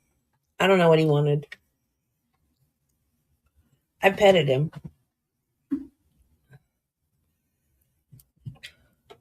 He's asking the dumbest questions. And over and over and over about the why'd you bring your gun? What's up? Your Honor. What, excuse me, what? I think they went upstairs, though. Go ahead. Your Honor, I don't know what the state's going to do next, but I suspect that it's something along the lines of they're going to use the iPad, and Mr. Binger was talking about pinching the screen. iPads, which are made by Apple, have artificial intelligence in them that allow things to be viewed through 3 dimensions and logarithms. Logarithms, I don't understand it all either. And it uses artificial intelligence or their logarithms to create what they believe is happening. So this isn't actually enhanced video. This is Apple's iPad programming, creating what it thinks is there, not what necessarily is there. And I don't know what's going to happen, but we had this video enhanced. We have testimony regarding it. And this is one of the topics that came up. I asked my expert, I said, do you know of anything that does something like that? Because that was when Detective Antaramian testified about pinching his telephone. And that's what I was told. And that's what I think this is going. And I don't think that it's appropriate. It's wrong. Mr. Binger? Your Honor, I think everybody in this room has a smartphone, whether it's an Apple iPhone or some other device. And I think we've all taken a photograph or a video at one point or another and used the pinch to zoom in feature. This is a common part of everyone's everyday life. In the olden days, you had a photograph and a magnifying glass, right? That doesn't change. No, that's not the same when you use a thing. magnifying glass to look at words on a paper or a photograph, the magnifying glass doesn't change the image. But zooming in It doesn't change does. the pixels on the paper. It doesn't change the words in the book. All it does is make them easier to see. The pinch and zoom feature on the iPad or the iPhone or an Android phone, whatever device everyone in this room has, does that exact same thing. Now, if counsel has an expert who will say that this is unreliable or distorting the image or something along those lines, even though this is something everybody in this room has done with countless videos and photos throughout the last 10 years of our lives here. This is a feature of everyday life in America now with smartphones. If they want to have an expert come in and say it's unreliable and you can't believe what's on that screen, they can do that. We're still in their case. And then the jury can make a decision as to whether or not pinching and zooming on an iPad or an iPhone is tampering with the video or altering the image or unreliable. Or yes, I give you permission to slap him. So if they want to make a jury question out of this, they are free to do so. We're still in their case in chief. But I don't, frankly, understand or agree with anything counsel just said. I've used my phone. I think probably you have too. I think this is something within everyone's common knowledge to pinch and zoom on a screen. And that's what's going on here. It does not change the image in any way. It just makes it like a magnifying glass. Well, I don't know. When I put the magnifying glass up, then it's enlarging the image. It is not altering the image. What he's saying, and I think, and I know less than anyone in the room here, I'm sure, about all this stuff, but I'm hearing him to say that they're actually artificially inserting pixels into there, which is altering the object which is being portrayed. And so, you know what, I myself, when confronted with these changes in technology, what I usually do is to admit the evidence, but make sure that the finder of fact is aware of the fact that it is not the original image and the method by which it's been enhanced. You're suggesting that I should make the defense bring in an expert for it. My thought would be that actually you're the one who's offering the exhibit, so you should be in a position to offer evidence as to the fact that it is not distorting the object which is depicted. I would submit, Your Honor, that I think it's common sense to everyone in this room that that's not what's going on here. And what counsel is saying about Apple software and logarithms and things like that is not something that people in this room are familiar with. I thought I heard the expert say on the stand, and believe me, again, this is not something I'm familiar with, but I thought I heard the expert say that you brought down in from the crime lab that in fact that there were alterations made by adding pixels. That's an alteration of the image. So I don't have any problem with it being received, but you're going to have someone testify that it's a reliable, I don't want to say mirror image, but because obviously if you insert more items into an area of space, it's going to distort what's depicted. I think, Your Honor, when the pinch and zoom maneuver is used on a screen, it actually, it takes the high resolution that we see here and it brings it into the point where the pixels are actually spread out more. You know what? I'm not going to accept as accurate what Richards is saying, and I'm not going to accept what you're telling me. I said if you can offer somebody who's knowledgeable in these areas, the document or the I think you should be allowed to use the image, but this is high risk to me. If you insert more data into an area of space, well, you're wagging your head no. Tell me where I'm wrong. There's no proof in this record that we're doing that, Your Honor. I didn't say there was proof of it. I said you have the burden of proof. You're the proponent of the exhibit, and you need to tell me that it's reliable. The exhibit's already in evidence, Your Honor. That I know. The enhanced exhibit is not in evidence. This is not enhancing. Well, then why show it? I mean, the reason you want to show it is because it enhances the image, right? No, one at a time. I'll say what Mr. Krause was just saying. The defense has taken videos and photos and cropped them, zoomed in on them on many exhibits in this trial. And this is, again, like I said, the magnifying glass is not changing the image. What the expert testified to about his software program was that he uses, I think he called it AMFAR5 or something like that. It was a software program he was using to create the additional images or the exhibits that were introduced with regard to this drone video. And he talked about what that software program does. He was not talking about the common, ordinary, everyday pinch and zoom feature on the Apple. They're two different things, Your Honor, and I want to be precise about this because I don't think it's fair to equate the technical video editing software used by the crime lab with pinching and zooming on an iPhone. They're different software programs, different procedures, and I don't think it's fair to extrapolate this.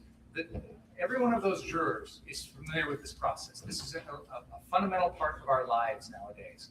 It's much like 100 years ago, people used magnifying glasses. This is no different than that. And I think this is common knowledge, and I don't think I need any sort of expertise on this issue. If the defense wants to quibble with it, they have an expert who can offer testimony. But the exhibit's already in evidence. It would be no different than me printing off a photograph of it and then holding up an enlargement. I mean, we had a guy coming yesterday with Walgreens prints. I mean, this is what is done with photographs all the time. There's enlargements done in the lab. It doesn't change the pixels. No. You know, Apples and oranges. I don't want to hear about what happened earlier in the trial that came in without objection. If you didn't object, then I didn't address it. Now, I'm not going to police this case, so everybody, anytime somebody wants to put some evidence in, I'm going to say, well, wait a minute, what about that? What about that? I have to have an objection. I get an objection, and then I rule on it. There has been no objection during this trial when either side has exploded an image or anything like that. If you'd have brought in an objection, if he'd have brought in an objection, I would have ruled on it. But to say now, well, this has already been done during the trial. I've got an objection in front of me now. He's suggesting that the amplifying the image is altering what is portrayed, the image which is portrayed, and you're giving me as a defense, it's no different from using a magnifying glass. I don't believe that, because if I take, the image is the same and all it is doing is improving my poor old vision. Here you've got someone, to correct me if I'm wrong, I do believe the expert testified that he had inserted, or either him or the device inserted additional pixels into the image. That Different program, Your Honor. Well, I don't know what kind of I don't care what kind of a program it is. The question is the image in its virginal state? I care about what program it is, Your Honor, because these are technical issues. Mr. Richards has just made representations with no basis whatsoever. Can you slow down? Absolutely. Stand it over. Mr. Richards has just made technical representations with no basis in this record whatsoever. He is questioning a common part of life that we use, everyone uses, every single day. The expert who testified was talking about a different software program, and it does make a difference. I don't know. Well, then if it's going to be an issue, let's You're make the an issue. proponent. I said before, I'm not going to talk about it further. You're the proponent, and you need to assure me before I let the jury speculate on it, that it is a reliable method that does not distort what is depicted. So Okay, so we're going to take a break. I understood you correctly. We can play it now, and then we'll tie it up later. I don't think that's what I said. That's what I thought you said, so that's why I'm asking. Yeah, I don't know. Maybe I did. If I said that, shame on me. I said that we're going to take a break right now. And I said, before I'm going to allow this to be amplified in the way that you want, it is going to have to be demonstrated to me that it's a reliable way to do it. Then we would request an adjournment to do that now. Well, we're not going to adjourn the case now to do that. Well, before I am done with my cross-examination of this witness, I would like to use this video, and I will need some time to make arrangements for what you're asking. So I would ask that before I am I would like time to do that before I'm done cross-examining this witness, because this is an important exhibit that I intend to use with Well, this it witness. depends. Why don't you get on it right away? And, maybe you can get somebody to testify on this within minutes. I don't know. So we'll take a break. What Let's, operating system are they using on the iPad? We can answer that question. You know, Not off the top of my head. thank you. well, iPad market. okay. Let's aim for 3:20 on that clock, which is, yeah, let's aim for 3:20.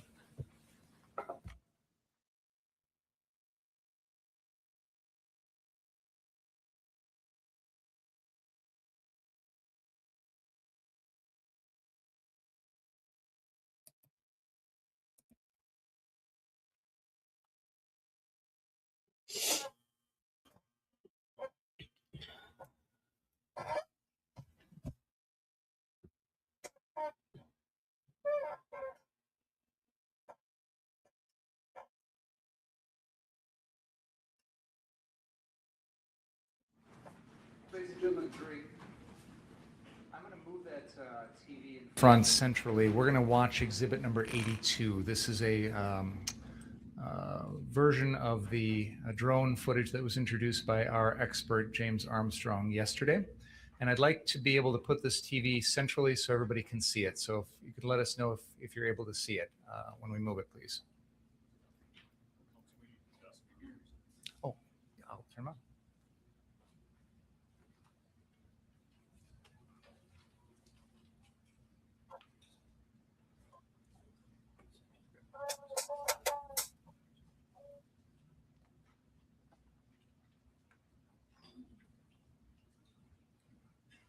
Are all the jurors able to see that okay? Both sides? Okay. Judge, may I use Sister Marciano's point, please? Thank you very much. As we play this video.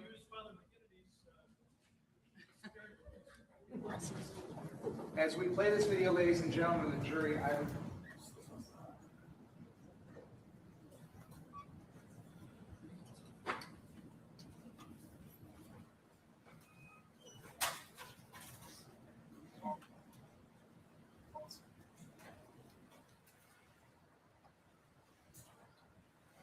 Direct your attention. I don't think it's the ant video. I think it's the other one. Front end of the Duramax.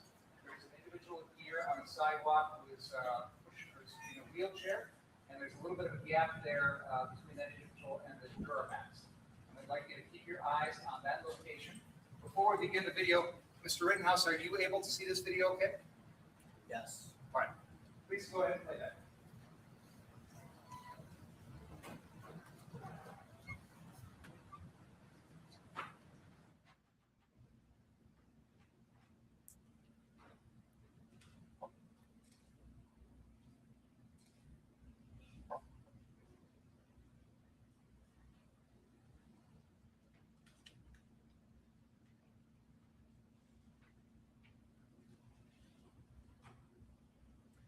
Could we please play that again? I'm going to have you pause at a moment right at the beginning.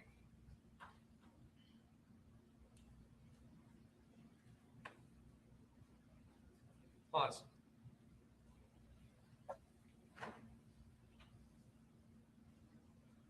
Now, Mr. Rittenhouse, you told us earlier everything that you did when you first got to this location, correct? Yes. What you didn't tell us is that right here on the video, you have your gun raised, don't you? I can't see it. You know what? This is a nice 4K TV. I'm going to turn it a little bit towards you. Move it a little bit back so the jury can see. Are you able to see that screen okay? I don't think all the jurors can see it now. I want to be able to play it for the defendant to be able to see it up close. I understand. I'm just thinking if perhaps he could take the chair that the officer is in right now. And do you want to go over there as well?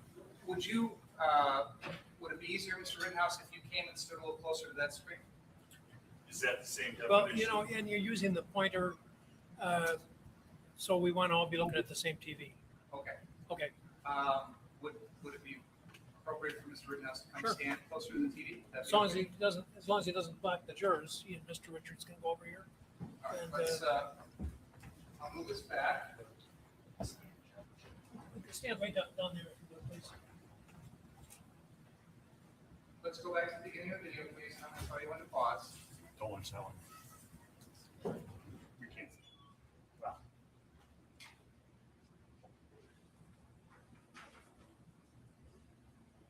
All right, let's start the video.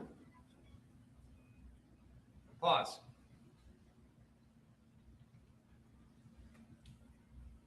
Mr. Rittenhouse, you just came into the screen, put the fire extinguisher down, and now you've got your weapon raised, don't you? Let's play it one more time.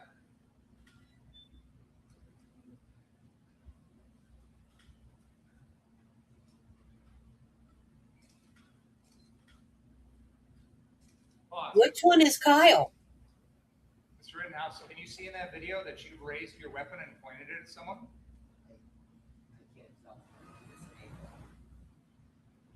Let's play it one more time. Hey, Ken. he's answered the question. He says he can't see, so I'm trying to help him see. Go ahead.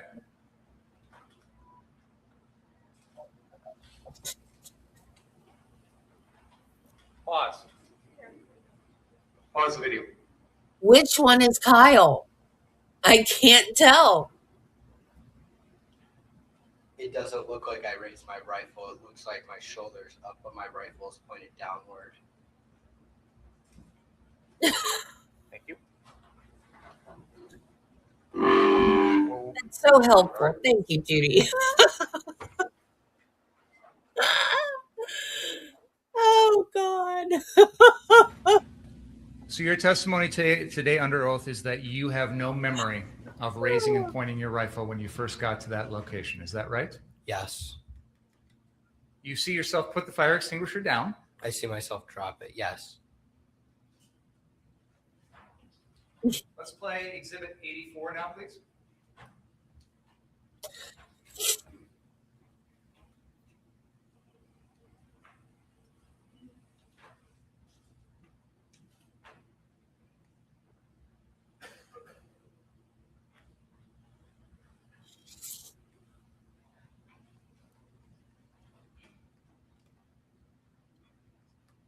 Go ahead and play.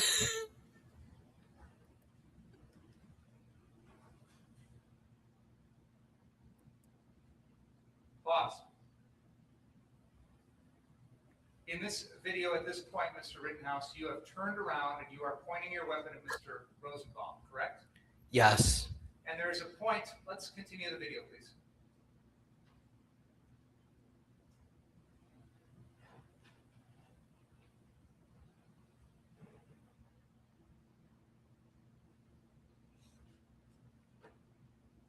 All right, let's pause. Go back and start at the beginning again, please.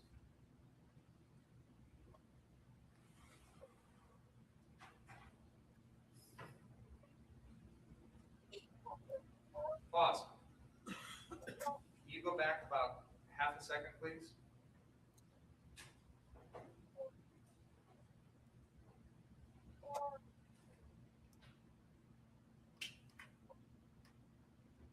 Go back just a little bit more, please.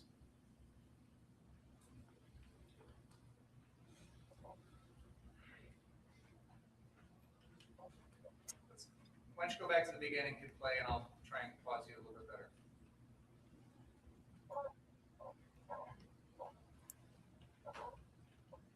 Pause.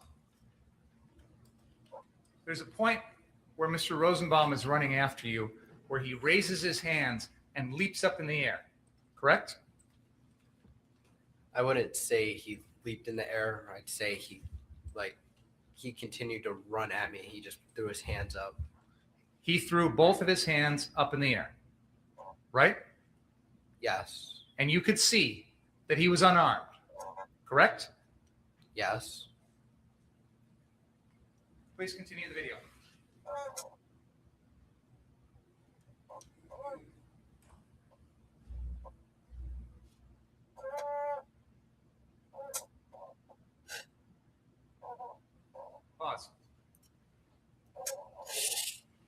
Joseph Rosenbaum never touched you in any way during that incident, correct?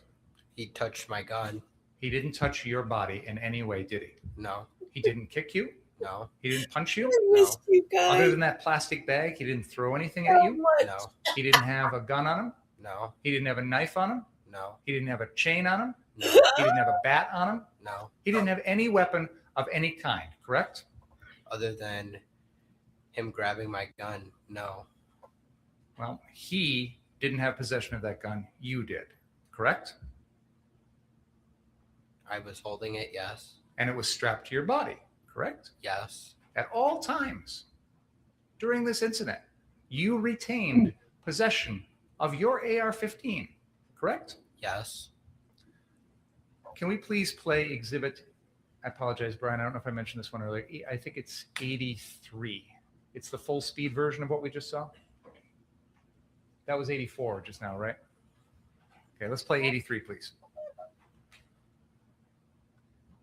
Aw. Thank you. Mr. Rittenhouse, while you're watching this video, I'd like you to tell me if you see Mr. Rosenbaum jump up in the air with his hands up, okay? Okay. Right. Go ahead and play.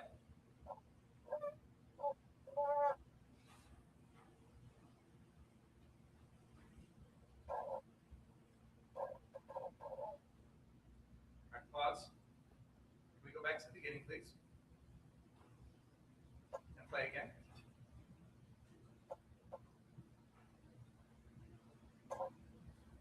Pause.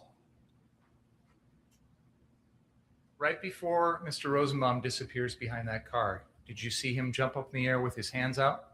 No, I saw him do something like this. Like, That was a reaction to you pointing the gun at him, correct? yes, but he kept running at me, so it didn't deter him. But it slowed him down a little bit. He does this sort of jump with his hands in the air when you're pointing the gun at him, right? No, he continues to gain speed on me. Now let's play exhibit 86, please.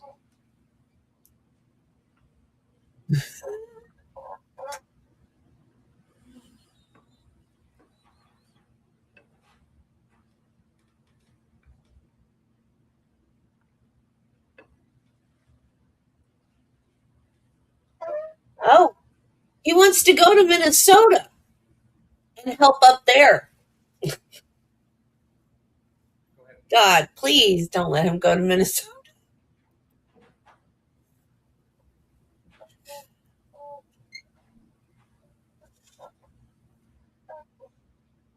Pause it. Did you slow down? Did I? Yeah. I turned around and I may have slowed down a little bit. It looks like you slowed down before you even turned around. Yes. You've characterized Mr. Rosenbaum as advancing on you, speeding up towards you, but you actually slowed down, didn't you? Because of the people around the cars, yes. But after the shooting, you run around those cars and head back towards the direction you originally wanted to go to, right? Yes. So those people didn't stop that, did they? They weren't there after I shot Mr. Rosenbaum. They scattered after you fired your gun 4 times, didn't they? Yes, they weren't there anymore. And you've heard Dr. Kelly's testimony that the first gunshot from you to Mr. Rosenbaum caused Mr. Rosenbaum to start falling to the ground. Did you hear that testimony? I did. And then you continued to fire 3 more shots into him after that, didn't you? I continued to fire until he was no longer a threat to me. When he's falling to the ground in front of you, he's no longer a threat to you. His pelvis is broken, right? I don't know. But he's fallen to the ground, isn't he? I saw him ledging towards my gun, and I remember his hand on the barrel of my gun. Because he was trying to push it out of the way so you wouldn't shoot him.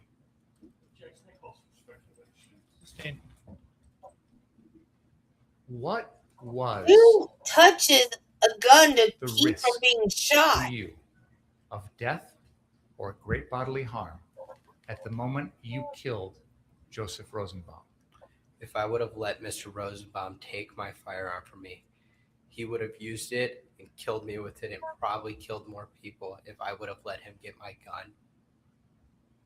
Mr. Rosenbaum never said anything to you about taking your gun, did he? He didn't say anything, but he tried to take my gun. And whoever's got that gun is a threat to everyone else? If he would have taken my gun, he would have used it against me. Let's break that down.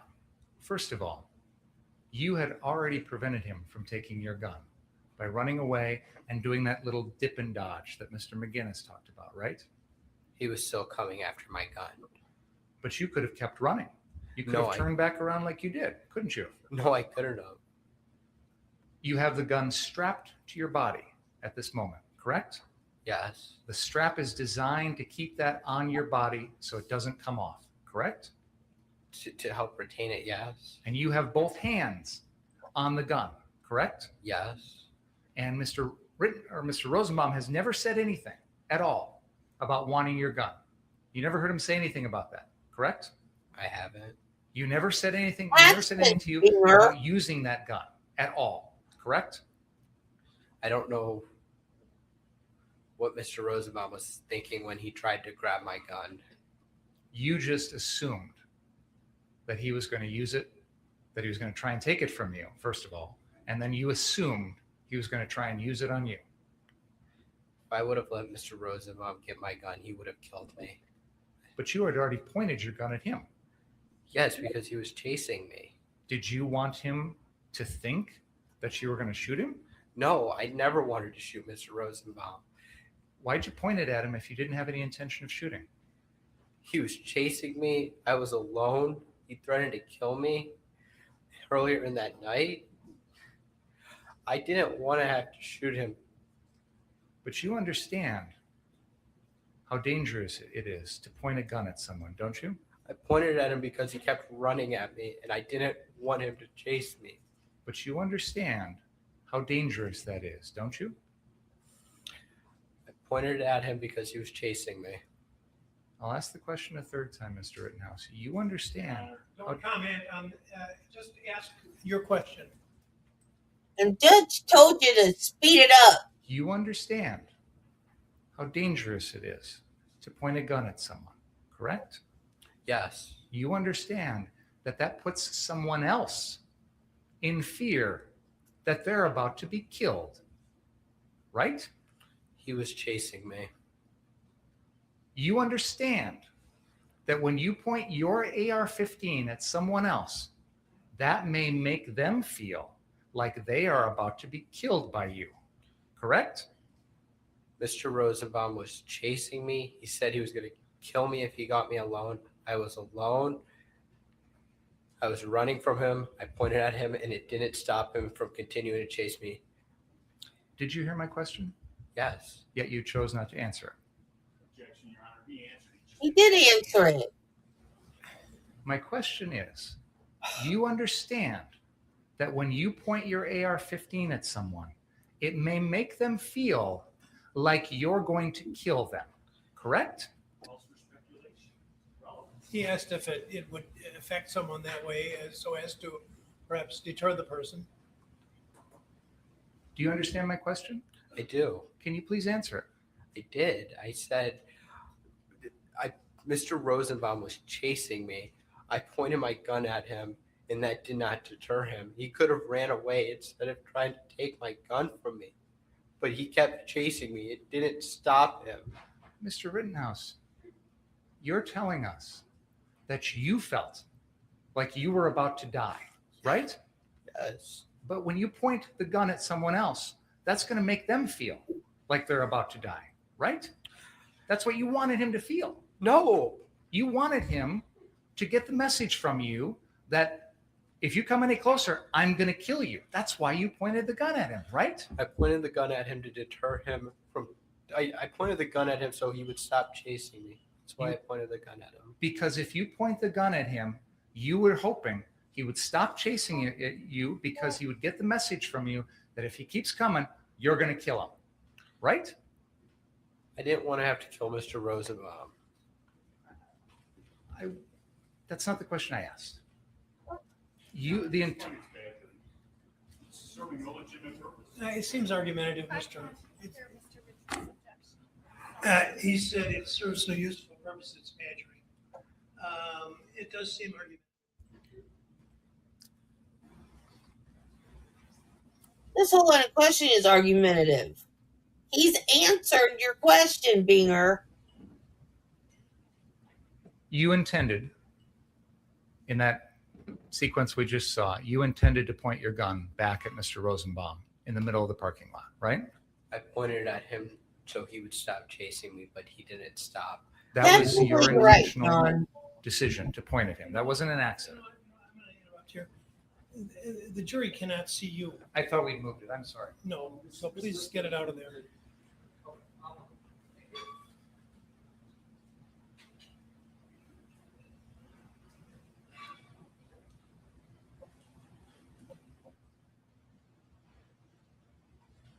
The point I'm trying to get at, Mr. Rittenhouse, is that wasn't like an accidental turning around and it just happens to be. Technically,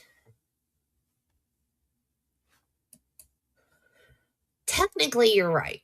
He did not answer the question that he asked. But he knows the intent of the question, and that is why he's answering the way he's answering. And in most cases, I would have said exactly what you said, but he's trying to trip him up. And I agree with what Kyle's saying. He thought if he pointed the gun at him that he would back off and quit chasing him. And that's why he did it. He never intended to use the gun. Is it time to move? Dang, it's time to move. This is so much better than that other trial. But you guys voted to watch the other trial. Okay, it's time to move.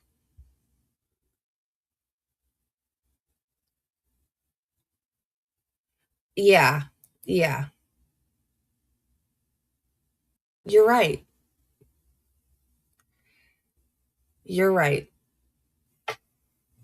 Okay, so now we're going to move and listen to Little Miss Mushmouth read more letters. The au pair trial. Because we missed so much, we did day one and then missed everything else. So we just picked up where we left off when I got sick. Yeah, that's what I think he was trying to do. But see, that's the thing. If he answers his question, yes. Oh, you're welcome, John. Are you going to go watch the other trial with us? It was really good on the first day until this stupid defense attorney has her reading all these ridiculous letters. Oh, just skip most of day two? I guess we could do that. But yeah, see, this is why he's answering, because if he says yes to Binger and says yes, that would lead someone to believe that I would shoot them, then that makes him look like he intended to shoot him. But he was just trying to scare him. So that's why he keeps answering the question. He was chasing me and then he tried to take my gun and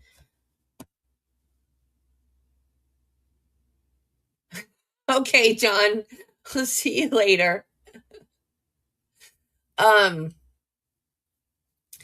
Because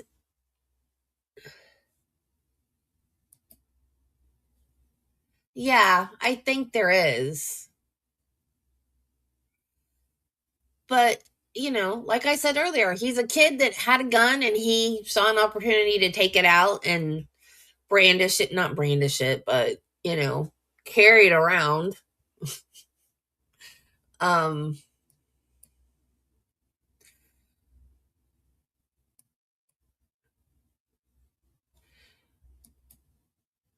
Banfield is planning on taking the stand? Oh, that's going to be good.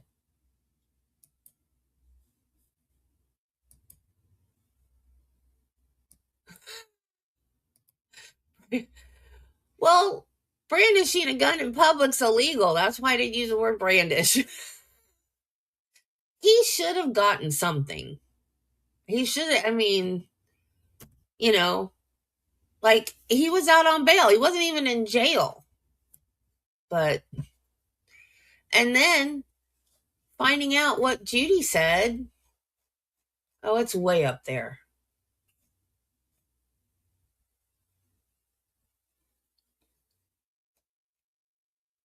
About the him not working and his mom and sisters not being able to work, and then crazy. Okay, so now we're gonna move over to the other trial. Yeah, she did, but that's the one I was talking about. Well, yeah, the prosecutor, because the 2 charges that he absolutely did were dropped. The illegal gun and the curfew. I think we have in our state now too, but I'm not sure. What state are you in? I forgot.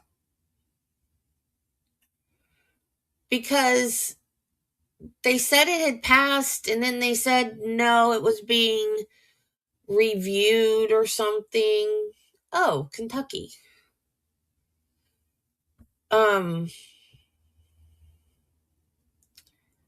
So I don't know what's going on. I know that you don't need a conceal carry permit in Florida anymore. We're like the Wild West down here. Don't mess with Florida. Yeah, so now it's don't mess with Texas and don't mess with Florida now.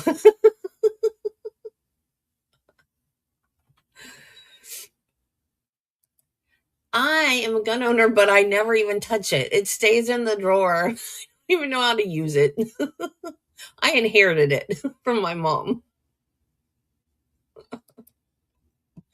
Okay, so I don't know why I kept that up while I was talking to y'all. Anyway, okay, so now we're going to go to the other trial. I'll see you guys in a minute.